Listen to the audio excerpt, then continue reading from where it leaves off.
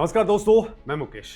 दोस्तों, आखिर आधी रात को भारत ने म्यांमार को ऐसा कौन सा सीक्रेट हथियार सौंप दिया जिसे देखते ही बीजिंग के अंदर बैठे जिनपिंग के पसीने छूट रहे हैं। जिनपिंग का वो कौन सा डर्टी सीक्रेट था जिसका पक्का सबूत भारतीय खुफिया एजेंसियों यानी रॉ ने म्यांमार के जनरलों की टेबल पर रख दिया है और चाइना का पूरा गेम ही रातों रात पलट गया है। एक तरफ म्यांमार की खूंखार मिलिट्री और दूसरी तरफ खतरनाक विद्रोही गुट। आखिर भारत ने इन दोनों के बीच में घुस करके बिना एक भी गोली चलाए चाइना को चेकमेट कैसे कर दिया है और 8 जुलाई को दिल्ली में बंद दरवाजों के पीछे उस हाई लेवल मीटिंग में ऐसा क्या हुआ है। दोस्तों, भारतीय गृह मंत्रालय ने म्यांमार के सामने कौन सा ऐसा ब्रह्मास्त्र रखा है कि चाइना का मोहरा बना म्यांमार अचानक से भारत की ढाल बनने को तैयार हो गया है। म्यांमार के घने और खौफनाक जंगलों में भारतीय सेना ने ऐसा कौन सा खुफिया ऑपरेशन अंजाम दे दिया जिसने म्यांमार की सेना को भारत का मुरीद बना दिया है।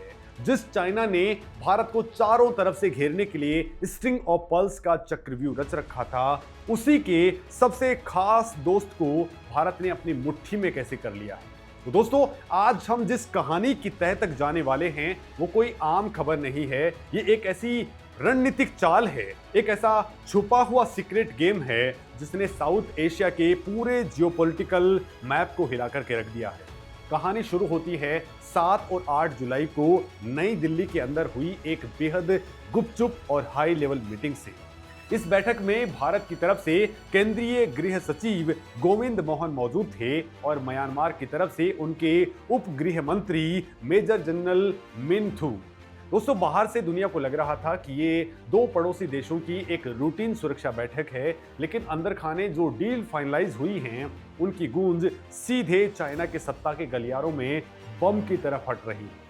दोस्तों, इस मीटिंग के अंदर म्यांमार ने भारत को एक ऐसा कमिटमेंट दिया है जिसकी उम्मीद अमेरिका से लेकर के चाइना तक किसी ने नहीं की थी। म्यांमार के जनरल्स ने साफ कह दिया है कि वो अपनी संप्रभु जमीन का 1 इंच भी भारत के खिलाफ इस्तेमाल नहीं होने देंगे। अब दोस्तों, आप सोच रहे होंगे कि इसमें इतनी बड़ी क्या बात है। एक पड़ोसी ने दूसरे पड़ोसी से एक आम वादा ही तो किया है, लेकिन दोस्तों असली खेल यहीं से शुरू होता है। इसे गहराई से समझने के लिए आपको थोड़ा सा फ्लैशबैक में जाना होगा और उस जियोपॉलिटिकल ट्रैप को समझना होगा जिसे चाइना पिछले 2 दशकों से भारत के खिलाफ बुन रहा है। दोस्तों, इस चक्रव्यूह का नाम है स्ट्रिंग ऑफ पर्ल्स यानी कि मोतियों की माला। चाइना की रणनीति बहुत ही साफ और आक्रामक है। वो भारत को समंदर, जमीन और चारों तरफ से घेर करके एक खतरनाक मिलिट्री प्रेशर बनाना चाहता है। पाकिस्तान के ग्वालियर पोर्ट पर वो पूरी तरह से काबिज है ही। उसने नेपाल के अंदर अपने प्रोक्सी कम्युनिस्ट सरकारें बनाने का भयंकर गेम रचा है। श्रीलंका के हम्बनटोटा पोर्ट के जरिए अपने खौफनाक कर्ज के जाल में वहां पे एक माहौल क्रिएट किया और अब हाल ही में बांग्लादेश के मोंगला पोर्ट पर भी कब्जा जमाने और तीस्ता नदी के बहाने भारत की जासूसी करने की साजिश रची है। दोस्तों, इस पूरी बिसात पर चाइना को लग रहा था कि म्यांमार तो उसकी जेब में पहले से ही पड़ा हुआ है। दोस्तों, उसे पूरा यकीन था कि म्यांमार के क्योक प्यू डीप पोर्ट पर वो पूरी तरह से उसे हाईजैक कर लेगा और भारत के नॉर्थ ईस्ट यानी कि हमारे सबसे संवेदनशील चिकन नेक कॉरिडोर को हमेशा के लिए अपनी तोपों के निशाने पर ले लेगा। अब दोस्तों, सवाल ये है कि ऐसा अचानक क्यों हुआ। जो म्यांमार पूरी तरह से चाइना के चंगुल में फंसा हुआ नजर आ रहा था वो अचानक भारत के फेवर में कैसे नजर आया है। तो इसका जवाब आपको भारत की उस खामोश, तेज और अचूक रणनीति में मिलेगा जिसे प्रैग्मेटिक डिप्लोमेसी कहते हैं। दोस्तों, फरवरी 2021 का वो खौफनाक वक्त याद कर लीजिए। म्यांमार की सेना, जिसे टाट माडो कहा जाता है, उसने रातों रात तख्ता पलट कर दिया था। आंग सान सू की लोकतांत्रिक सत्ता हमेशा से उखड़ गई थी। इसके बाद में अमेरिका और पूरे पश्चिमी जगत ने म्यांमार के ऊपर भयंकर ग्लोबल बैन लगा दिए। रातों रात म्यांमार को पूरी दुनिया से अछूत बना दिया गया। चाइना इसी मौके की ताक में एक भूखे ड्रैगन की तरह बैठा हुआ था। उसने तुरंत ही म्यांमार की मिलिट्री जुंटा को अपना खुला सपोर्ट देना स्टार्ट कर दिया। उसे लगा कि अब म्यांमार के पास में सर्वाइवल करने के लिए चाइना के अलावा कोई दूसरा विकल्प मौजूद नहीं है और उसे अपना गुलाम वो बना लेगा। और दोस्तों, यहीं पर ही भारत ने एक ऐसा मास्टर स्ट्रोक खेला है जिसने चाइना की पूरी रणनीतिक बिसात को पलट करके रख दिया है। भारत ने पश्चिमी देशों के भारी दबाव में आकर के भी म्यांमार से अपने कूटनीतिक रिश्ते नहीं तोड़े। भारत का विजन बहुत क्लियर था।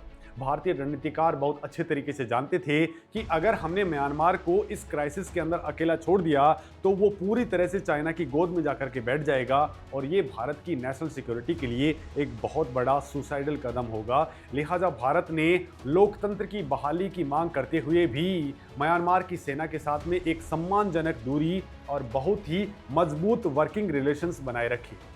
भारत ने म्यांमार के आंतरिक मामलों में दखलंदाजी करने या उन्हें पश्चिमी देशों की तरह डेमोक्रेसी का ज्ञान देने से परहेज किया। भारत की इसी साफ सुथरी और बिना किसी हिडन एजेंडे वाली नीति ने म्यांमार के जनरल्स का भरोसा जीत लिया। लेकिन कहानी यहीं खत्म नहीं होती। भारत ने म्यांमार को चाइना के ग्लोबल पावर और डेट ट्रैप वाले खूनी खेल से बाहर निकालने के लिए इकोनॉमिक गेम का सबसे धारदार हथियार इस्तेमाल किया। म्यांमार की लीडरशिप को ये बात बहुत अच्छे तरीके से समझ में आ गई कि चाइना का बेल्ट एंड रोड इनिशिएटिव यानी कि BRI कोई विकास का प्रोजेक्ट नहीं है, बल्कि ये गरीब देशों को कर्ज के जाल में डुबो करके उनकी संप्रभुता और जमीन छीनने का एक लीगल तरीका है। दोस्तों, श्रीलंका का हम्बनटोटा बंदरगाह इसका सबसे जीता जागता सबूत है। म्यांमार नहीं चाहता था कि उसका भी यही हाल हो। इसके बिल्कुल विपरीत भारत का अप्रोच पूरी तरह से पार्टनरशिप और म्यूचुअल ग्रोथ के ऊपर आधारित था। भारत ने Kaladan multi modal transit transport project के जरिए म्यांमार के सितवे पोर्ट को डेवलप किया। ये पोर्ट भारत के मिजोरम को समंदर के रास्ते सीधे कोलकाता से जोड़ता है। इसके अलावा 1360 किलोमीटर लंबे इंडिया म्यांमार थाईलैंड ट्राइलिटरल हाईवे के ऊपर भी भारत ने तेजी से काम आगे बढ़ाया है।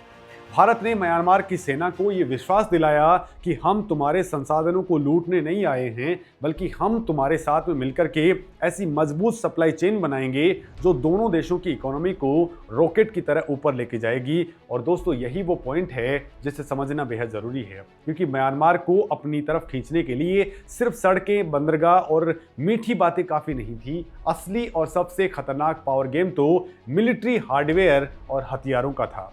चाइना की म्यांमार में एक बहुत ही खौफनाक और डबल क्रॉस करने वाली नीति रही है। एक तरफ चाइना म्यांमार की सरकार को करोड़ों डॉलर के हथियार बेचता है, उसी ठीक वक्त वो छुप करके म्यांमार के खूंखार विद्रोही गुटों जैसे कि अराकान आर्मी और Myanmar national democratic alliance army को भी भारी मात्रा में फंडिंग और हथियार सप्लाई करता है। चाइना की स्ट्रेटजी ये है कि म्यांमार हमेशा से एक खूनी गृह युद्ध के अंदर उलझता रहे, ताकि वो कभी भी अपने पैरों पर खड़ा ना हो सके और हमेशा मदद के लिए चाइना के सामने गिड़गिड़ाता रहे।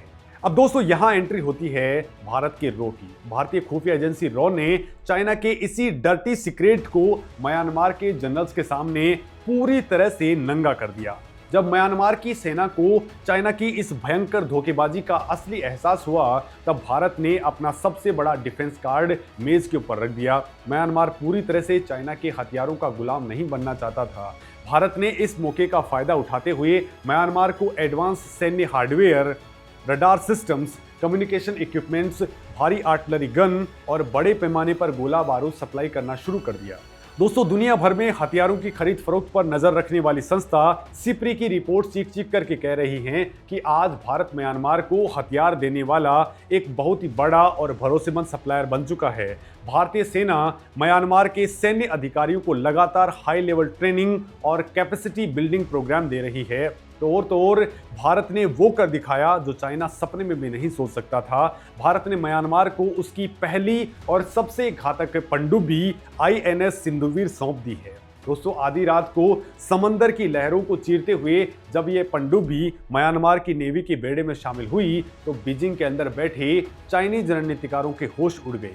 चाइना सोच रहा था कि म्यांमार अपनी मैरीटाइम सिक्योरिटी के लिए हमेशा ड्रैगन का मोहताज रहेगा, लेकिन भारत की इस सीक्रेट डील ने चाइना का पूरा गेम ही पलट दिया। लेकिन असली खेल यहीं से शुरू होता है जब बात आती है बॉर्डर सिक्योरिटी और खुफिया ऑपरेशंस की। दोस्तों, भारत और म्यांमार के बीच में 1643 किलोमीटर लंबा एक बहुत ही खतरनाक, घना और पोरस बॉर्डर है।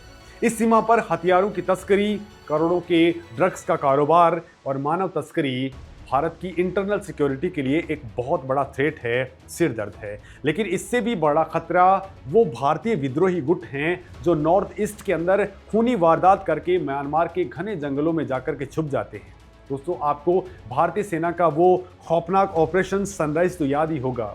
भारतीय सेना और म्यांमार की मिलिट्री ने मिलकर के म्यांमार की धरती पर पल रहे इन दुश्मनों का ऐसा भीषण सफाया किया था कि पूरी दुनिया भारत के इस एक्शन को देखती रह गई थी। दोस्तों, अब सवाल ये है कि हालिया 8 जुलाई की इस सीक्रेट मीटिंग में ऐसा क्या हुआ है। तो दोस्तों, इस हाई लेवल मीटिंग के अंदर दोनों देशों के बीच में एक deep intelligence sharing agreement sign हुआ है जो अपने आप में एक गेम चेंजर है। भारत ने म्यांमार को अपने advance real time satellite imaginary, surveillance data और खुफिया इनपुट्स का डायरेक्ट एक्सेस देने का वादा किया है ताकि म्यांमार अपनी आंतरिक सुरक्षा को और ज़्यादा मजबूत कर सके और चाइनीज सपोर्टेड विद्रोहियों को कुचल सके। इसी सीक्रेट डील के बदले में म्यांमार ने भारत को वो गारंटी दी है जिसने चाइना को हिला करके रख दिया है। दोस्तों, म्यांमार ने साफ कर दिया है कि वो अपनी धरती से हर उस नेटवर्क, हर उस अड्डे को, हर उस विद्रोही को जड़ से उखाड़ करके फेंक देगा जो भारत की तरफ आंख उठा करके भी देखेगा। म्यांमार अब भारत के हर कड़े फैसले के अंदर उसके साथ में कंधे से कंधा मिला करके खड़ा है। दोस्तों, जब भारत ने बॉर्डर के ऊपर फ्री मूवमेंट रिजीम यानी कि एफएमआर को हमेशा के लिए सस्पेंड करने और वहां स्मार्ट फेंसिंग लगाने का कड़ा फैसला लिया तो बहुत से लोगों को लगा कि म्यांमार इसका कड़ा विरोध करेगा। लेकिन म्यांमार ने पूरी कूटनीतिक परिपक्वता दिखाते हुए इसे भारत की संप्रभुता और सुरक्षा का जायज मामला बताते हुए अपना पूरा सपोर्ट दिया। दोस्तों, इसका जवाब आपको हैरान करने वाला है क्योंकि भारत सिर्फ सरकारी स्तर पर ही गेम नहीं चल रहा है। भारत का एक और छुपा हुआ ब्रह्मास्त्र है, उसकी ट्रैक टू डिप्लोमेसी यानी कि शांत कूटनीति। दोस्तों, भारत सिर्फ म्यांमार की राजधानी में बैठे जनरल से ही हाथ नहीं मिला रहा है बल्कि भारतीय खुफिया एजेंसियां और राजनयिक उन एथनिक गुटों और स्थानीय ताकतों से भी पूरी तरह से संपर्क साधे हुए हैं जिनका म्यांमार के सीमावर्ती इलाकों के ऊपर कब्जा है। दोस्तों, उदाहरण के लिए रखाइन स्टेट को ले लीजिए। यहीं पर भारत का बेशकीमती कलादान प्रोजेक्ट और सितवे पोर्ट मौजूद है। वर्तमान में इस इलाके के ऊपर म्यांमार की सेना का नहीं बल्कि विद्रोही गुट अराकान आर्मी का जबरदस्त प्रभाव है। भारत ने बेहद चतुराई और खामोशी से दोनों पक्षों यानी कि म्यांमार की सेना और इन स्थानीय विद्रोही गुटों के साथ में ऐसा गजब का तालमेल बिठाया है कि भारत के रणनीतिक और करोड़ों के इंफ्रास्ट्रक्चर प्रोजेक्ट्स को खरोंच तक नहीं आई है। ये वो खुफिया और साइलेंट गेम है जिसने चाइना के पसीने छुड़ा दिए हैं क्योंकि चाइना अपने तमाम फंडिंग के बावजूद वहां ऐसा बैलेंस नहीं क्रिएट कर पाया है। तो दोस्तों, अब आपको क्या लगता है, क्या चाइना भारत की इस रणनीतिक सर्जिकल स्ट्राइक का बदला लेने की कोशिश करेगा या भारत ने म्यांमार में ड्रैगन के परमानेंट पर कतर दिए हैं? अपनी बात जरूर रखें और कमेंट के अंदर आप भारतीय आर्मी के लिए और भारतीय सरकार के लिए जो कुछ सोचते हैं वो भी जरूर करें। नमस्कार।